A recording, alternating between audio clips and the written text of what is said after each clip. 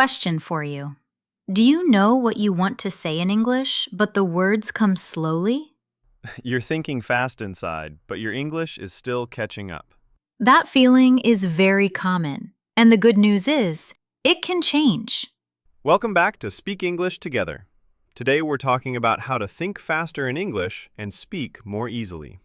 Not with grammar rules, not with pressure. Just real ideas, real examples, and a friendly conversation.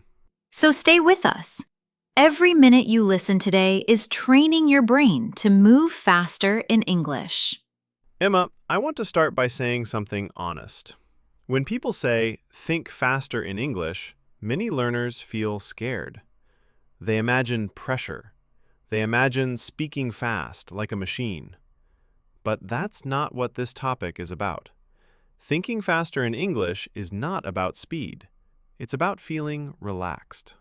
Yes, exactly. When English feels relaxed, your brain works differently. It doesn't panic. It doesn't freeze. It doesn't block your words. Instead, it opens the door. I remember when English did not feel relaxed for me at all. Every conversation felt heavy. Every sentence felt like a test. I was always checking myself. Is this correct? Is this the right word? Is my grammar okay? Those questions were always in my head. And those questions slow everything down. Many learners think they are slow because they are not good enough. But most of the time, they are slow because they are thinking too much. Let's talk about the real problem. The problem is not vocabulary. The problem is not grammar. The problem is not intelligence. The real problem is fear. Fear of making mistakes. Fear of sounding silly. Fear of stopping the conversation. Fear makes the brain slow. Yes, even in your own language, fear can stop words. So imagine doing that in English. Your brain is trying to protect you, but instead, it blocks you. I want to tell you about a moment that taught me this. Someone asked me a very simple question in English. It was not difficult. It was normal conversation. But suddenly, my heart started beating faster. My mouth felt dry. My thoughts disappeared. I stood there, silent. Inside my head, I was screaming, I know this. I know the answer. But fear was louder than English. That moment feels terrible. And many people listening right now have felt it. But we need to say this clearly. That moment does not mean you are bad at English. Your brain has two jobs when you speak English. First, it understands the idea. Second, it chooses the words. When you feel calm, these two jobs work together. When you feel stressed, they fight each other. And when they fight, words slow down. That's why thinking faster in English starts with feeling safe. Not perfect, not advanced, just safe. Here is a very important idea. You don't need fast sentences. You need ready sentences. Sentences your brain already knows. Sentences your brain feels comfortable with. Yes, many learners try to create new sentences every time they speak. But native speakers don't do that. They reuse sentences. They repeat patterns. Let's talk about ready phrases. These are small sentences that help you think faster. For example, I think so. I'm not sure. Let me think. That makes sense. I agree. These sentences are powerful. They give your brain time. They reduce pressure. They keep the conversation moving. And they sound natural. I remember the first time I used this. Someone asked me a question. I felt the panic coming. But instead of freezing, I said, "Let me think." And something amazing happened. My brain relaxed. My thoughts came back. I could speak. That small sentence changed how I spoke English. Here's another important change. Stop thinking in full sentences in your head. think in ideas. For example, don't think, what is the correct English sentence? Think, do I agree? Do I like it? Do I want time? Ideas are fast. Words come later. English does not need to be perfect to be clear.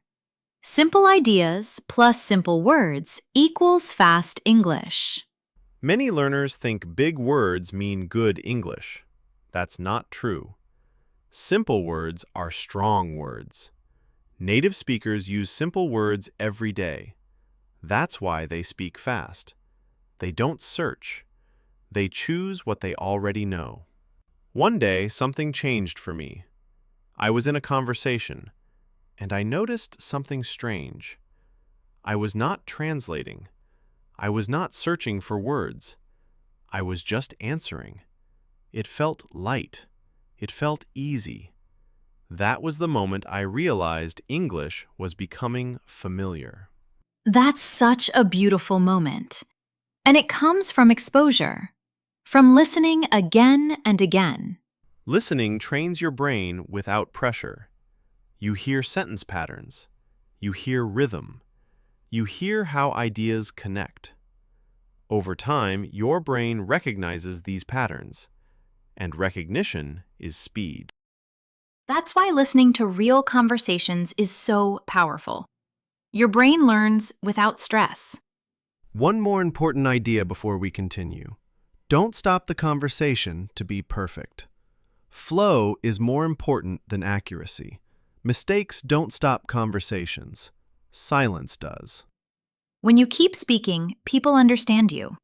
And understanding builds confidence.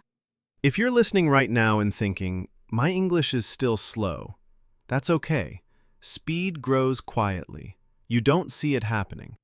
One day, you will answer without thinking, and you won't even notice when it starts. John, listening to all this makes me feel very hopeful because it reminds me that learning English doesn't have to feel heavy or stressful. Yes, exactly. And I want everyone listening to feel that hope too. Thinking faster in English is not something special. It's something normal that comes with time. Let me say this clearly. You do not wake up one day and suddenly think fast in English. It happens slowly, quietly, in the background. And one day, you notice it. That's such a good point. It's like when you listen to music. At first, you don't know the song.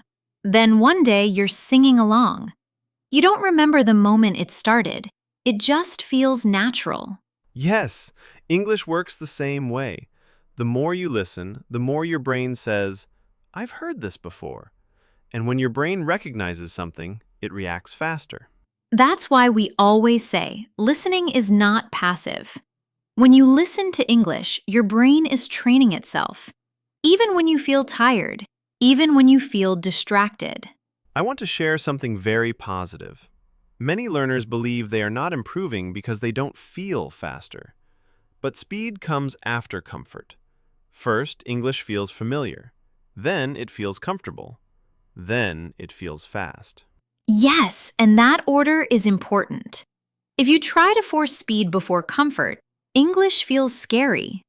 But when comfort comes first, speed feels easy. And here's something else that makes me smile. Every time you answer in English, even one word, you are teaching your brain that English is safe. Safe brains speak faster.